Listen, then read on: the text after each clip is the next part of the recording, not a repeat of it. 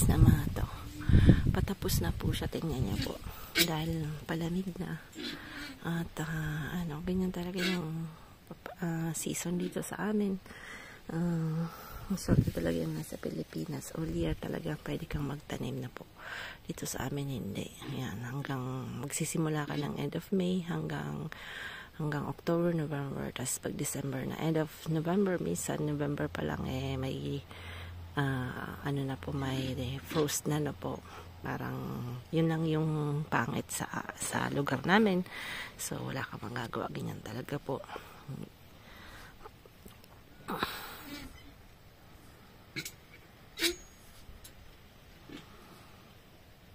Yan, ito yung kamatis natin.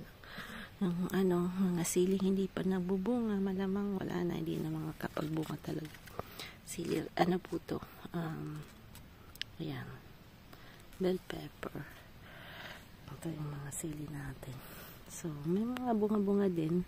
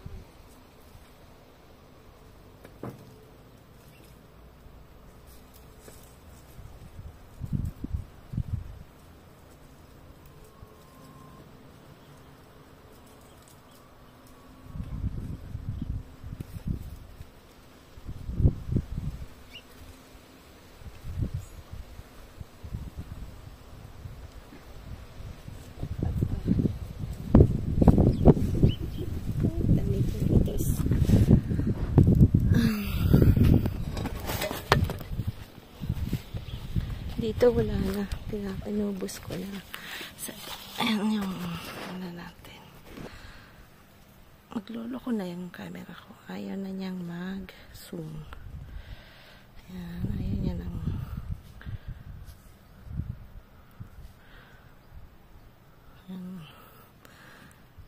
wala. Ang ating nagloloko lang yung camera. Yan po yung natutuwa po ako sa bell pepper, no? Ang dami niya magbunga. Tingnan niyo po kung gaano kalaki. Gaano kalaki siya. Hindi pa siya hinog, Yan. Dami po. Yung nakatago doon.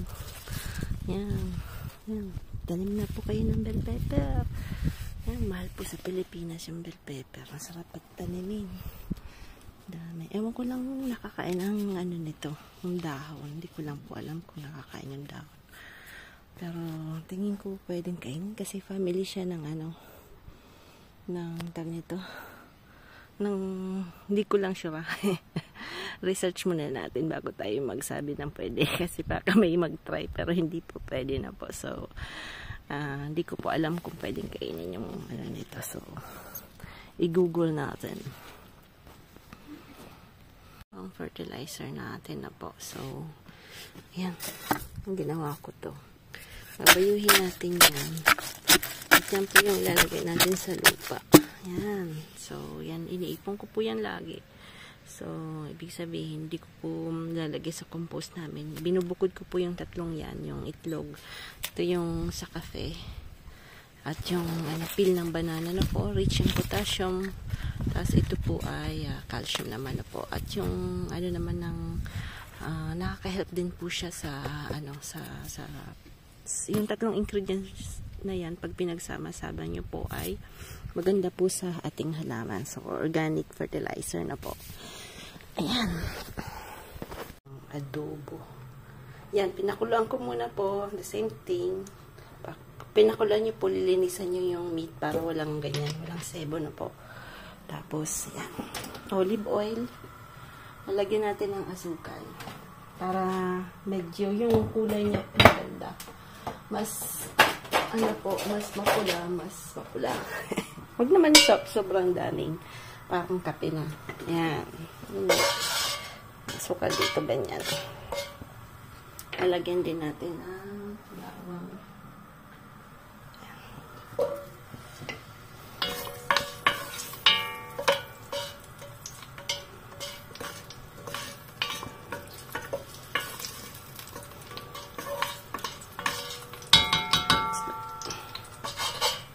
Tunawin muna natin yung asukal.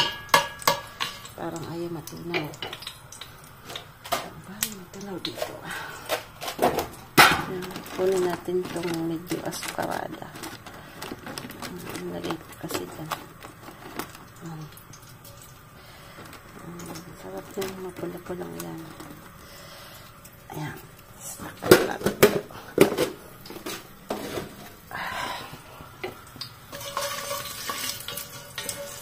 Malinis naman po yung yung kamaiski. Yan to. Up. Medyo malalaki yung hiniwa ko, no? Lilitan ko sigurong konti. Ayan.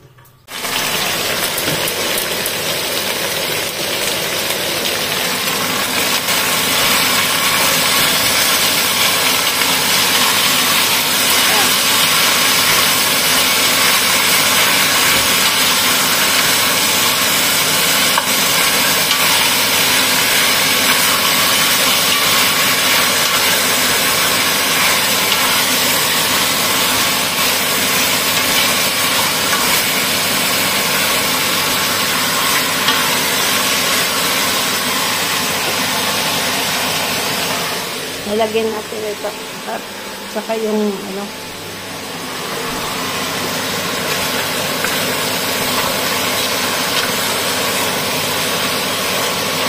pag-awango yan. Kinang laurel na po. Backyard laurel lang yan, ha. Dark soy sauce. Bigyan po natin ng dark soy sauce.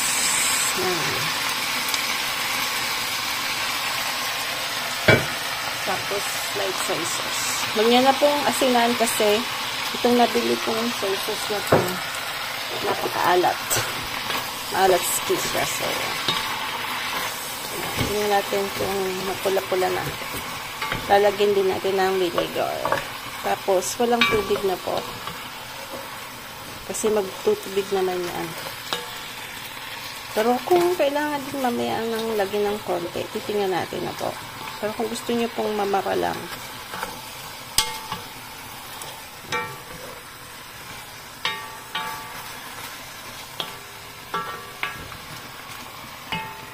gusto niyo mamara lang. Tapos ano pa bang kulang nito? Paminta. Bigyan natin ng paminta po. Tsaka suka.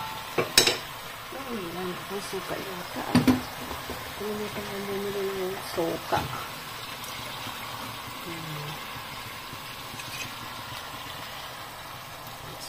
Kalimutan bumili.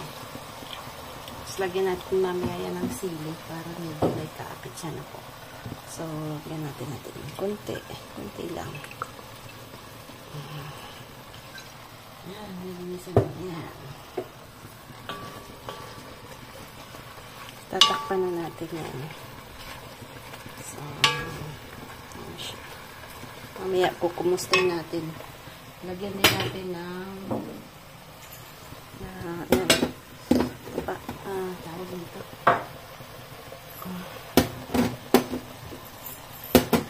Pepper. Tumalon.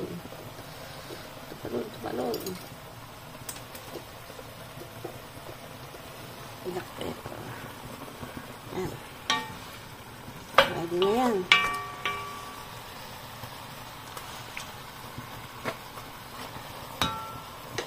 Gusto ang kaya nila? Iyan ang tanong. Basa natin na kinuha sa garden. Hindi ko alam kung anong unahin, yung magulang o yung hindi masyadong magulang. Kasi, ay, tatlo yan ha. Tatlong pagkalaki-laki. Yan, yan kung gano'ng kalaki. Laki niya ha. Ganun siya kalaki. Siguro mga 4 na ganito. Ganun siya kalaki. Ito din malaki. Ito siguro unahin natin. Hindi ko alam kung ano unahin ko eh. Ay, ang bigat.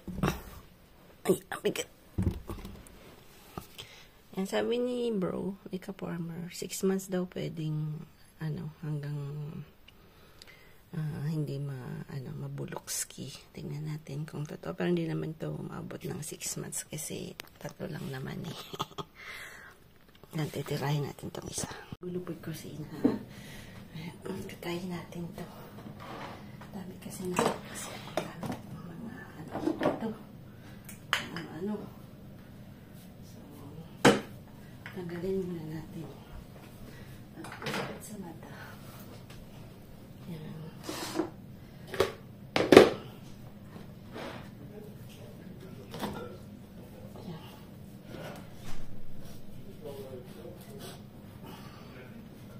Hirap ba na hirap katayin ha.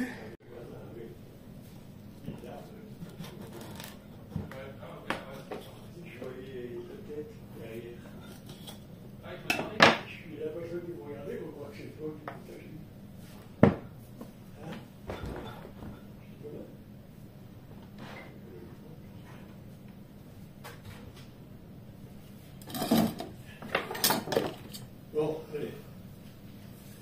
C'est bien comme ça. Un petit café. Un petit café. Oh. Quel fruit tu mets? J'ai vu ça. Un petit raisin, tiens. Beaucoup. Quelques graines. Quelques graines. C'est très très bon pour la santé, ça. Pareil, hein. Hop.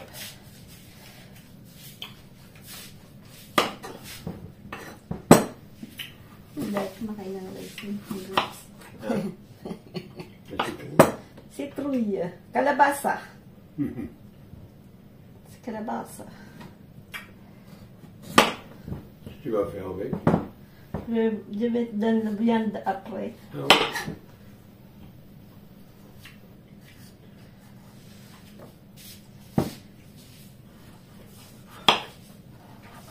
Kalabas. Mahirap lang po siyang tanggalin ako. Sila nag-ano po nito, nag-soup. Sinup niya. Sarap. Naluan niya ng carrots, ng patatas. Tapos minimix kasi nila yun. Minimix dito. Pero kami hindi masyado kami sa ganun kasi maraming cheese, maraming tsaka overcook po yung fruits, yung vegetables, no? So, ha? You feel the video?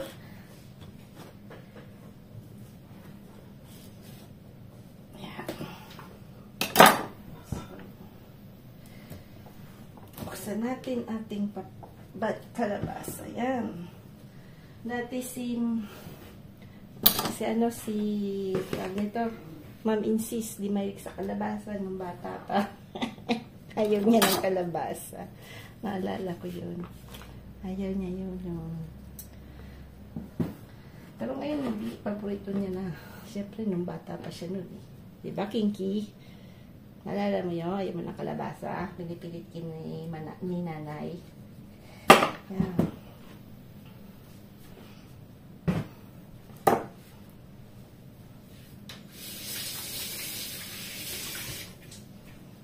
Ayan. Unahin natin to. Matagal-tagal itong balatans. Gamitin natin itong hagi. Mas mabilis pag maliit kaysa yung malaki. Mas hirap ako. Hindi ko gamay. Hindi ko walang gamay.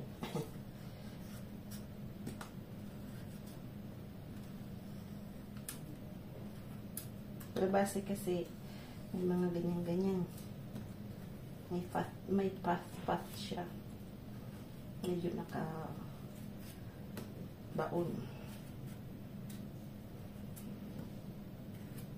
So, ito lang, i-grade. Ayan.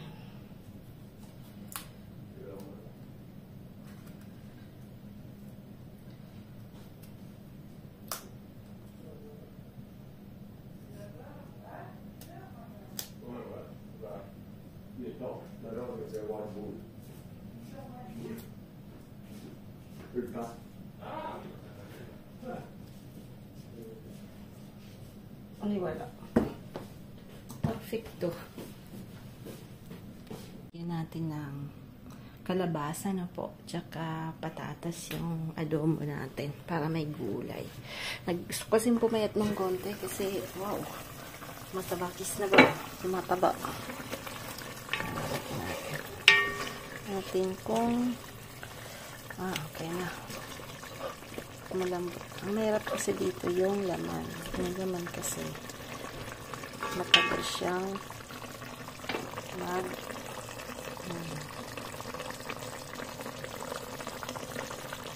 potatoes.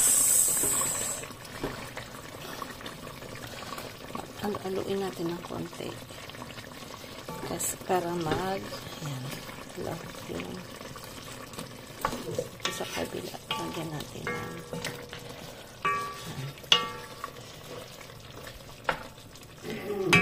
ng kalabasa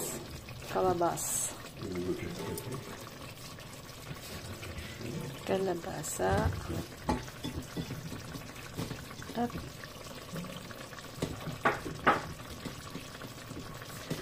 wala. Yan, cup de café, papi? Ouais, un petit peu, oui. C'est pas grave.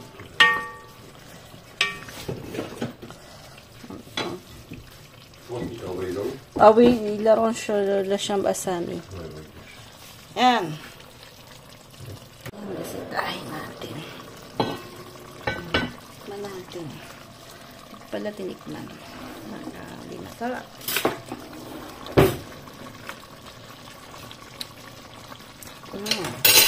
Sarap. Tignan natin ng konting patatas. Mahilig kasi sila mom and dad sa patatas. Tapos kami naman, kainin namin ito. Nasa kabila. Yan. Pero si dad malamang tikman niya. Si man hindi. Si sila, pag hindi nila kilala, hindi nila kakainin. Yun lang mahirap. Diba?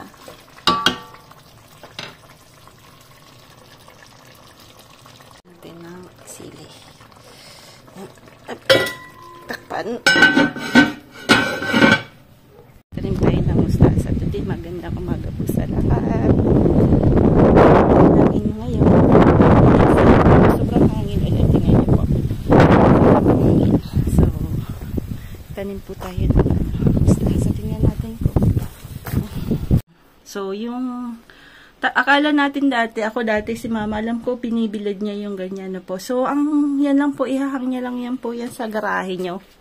Yung mga ganyan. Yan. Yan po yung ano natin. Kasi malamig na, natatakot po akong mamatay yung ano natin, yung natongki. Yan, magtatanim tayo dito ng mustasa. Dito tayo magtatanim ng mustasa. Yan. Prepare ko na po ito nung isang araw na po. Hindi po ako masyadong nakaka-upload. Minsan nakakalimutan ko rin po kasi syempre kasama namin si mom and dad. Medyo profit namin sila. Tapos syempre hindi na po sila sanay sa camera. Nahiya naman po lagi kong i-film sila na po. So ayan. Tanim po tayo dito. Muna natin tong preparation na to na po. Ayan. Pampataba pang ano din po yan, nutrients din po yan sa ano sa ating tawag nito gulayan. Yan, ayusin natin yan, then tatanim na natin tayo onions. Pang winter kasi yung mga tatanim natin, pang winter.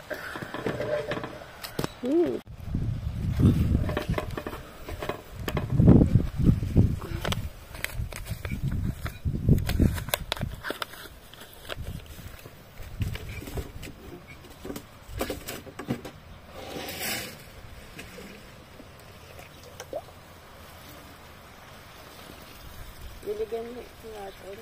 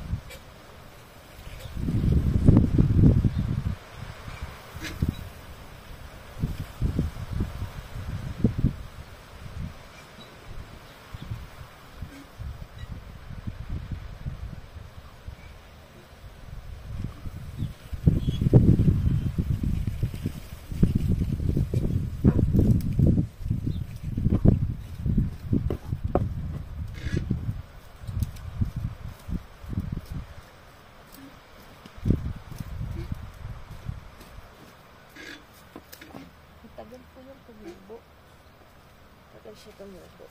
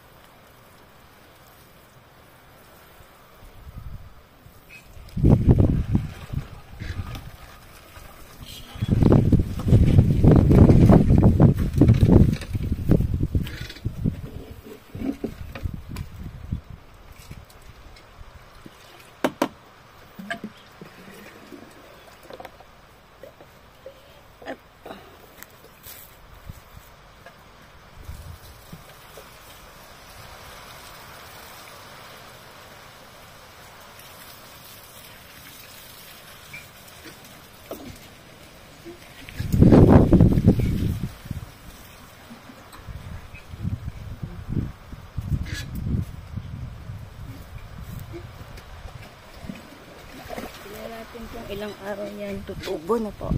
Abangan natin yung mustasa natin. Winter na kasi.